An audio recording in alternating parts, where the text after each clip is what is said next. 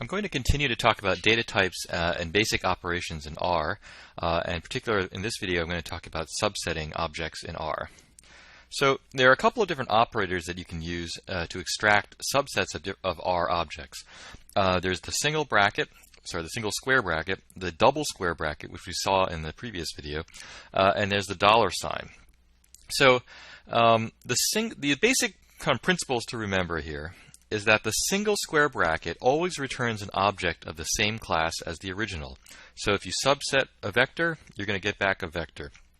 If you subset a list, you're going to get back a list. Anytime you used the single bracket operator to subset an object, you'll get an object of the same class back.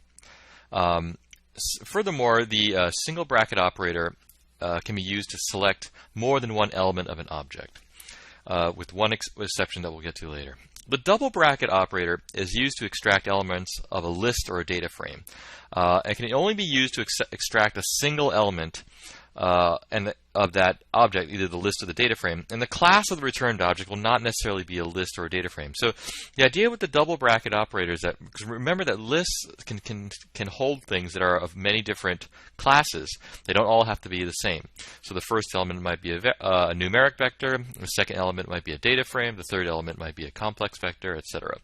And so when you use the double bracket operator to extract an element of a list, the object that comes back may not be a list. It may be an object of a totally different class. So that's what the double bracket operator is useful for. The $sign is used to extract elements of a list, again, of a list or a data frame that have a name. So remember, objects can have names, and one of the reasons you use names in an object is so that you can reference elements of that object by the different names. And otherwise, the semantics of the $sign are similar to the double bracket in the sense that when you use the $sign to extract an element of an object, it may or may not be of the same class as the original object. So here's the first example, a very simple character vector called x, and I'm going to use the single bracket operator to extract the first element. So here, what I get back is another character vector with the single element a in it. If I try to extract the second element of x, what I get returned back to me is a character vector with the element b in it. I can also extract a sequence of elements. So if I want to get the first 4 elements of x, I can construct the sequence 1 through 4, and then I get a, b, c, c.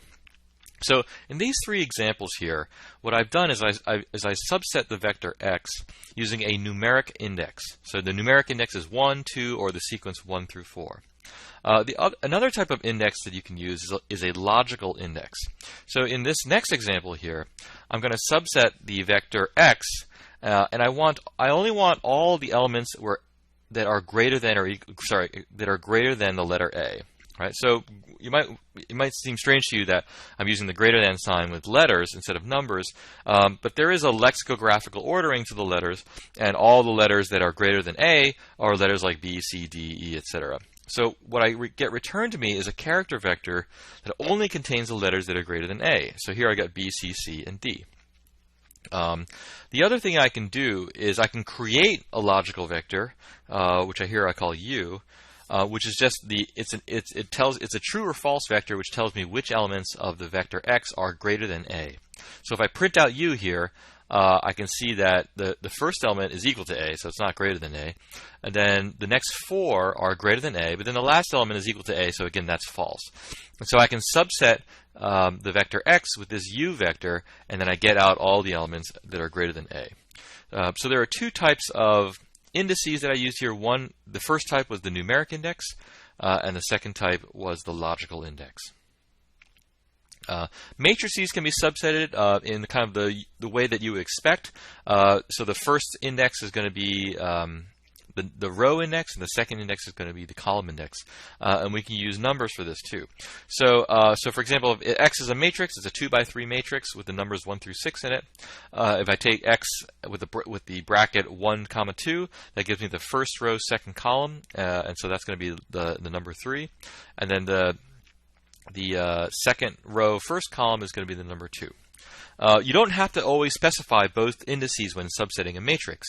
So for example, if I say x bracket 1, comma, and then blank for the second index, that notation indicates that I want the first row of the matrix, in which case This is a vector 1, 3, 5. If I wanted the second column of the matrix, I could just leave the first index blank and say x bracket and then comma 2. That gives me the second column, which is 3, 4. So by default, when a single element of a matrix is retrieved, is returned a vector of length 1 rather than a 1 by 1 matrix. So remember I said that before, the single square bracket operator always returns an object that's the same class. So the one thing that sometimes is a little bit unexpected is that if I subset out a single element of a matrix, I don't get back a matrix. What I get back is just a vector with that number in it. So if I say x, 1, 2, that gives me the first row, second column of the matrix. That's just the number 3, and what I get back is a number 3, not a 1 by 1 matrix with the number 3 in it. This is usually what you want, although sometimes it can cause problems. And so you can turn off this default behavior by adding an extra argument to the subsetting operation, which is called drop. The idea is that by default, drop is equal to true, and it drops the dimension. And so rather than getting a 2-dimensional object back, you typically get a 1-dimensional object back. However, if you want to preserve the dimensions of the object, you can say drop equal to false, and when I subset out the first row, second column, what I get back is a 1 by 1 matrix with the element 3 in it. Now, also, when you subset a single column or a single row, by default you don't get a matrix back. So, for example, if I subset out the first row here, you might think that, well, what should be returned is really a 1 by 3 matrix where there's 1 row and 3 columns, and the elements are 1, 3, 5. Well, that's not actually what you get back. What you get back is a vector with the elements 1, 3, 5. Usually, this is what you want, and it's okay. But if it's not, then you can always set the drop equal to false argument when you subset the matrix, and then you get a 1 by 3 matrix with the elements 1, 3, and 5 in it.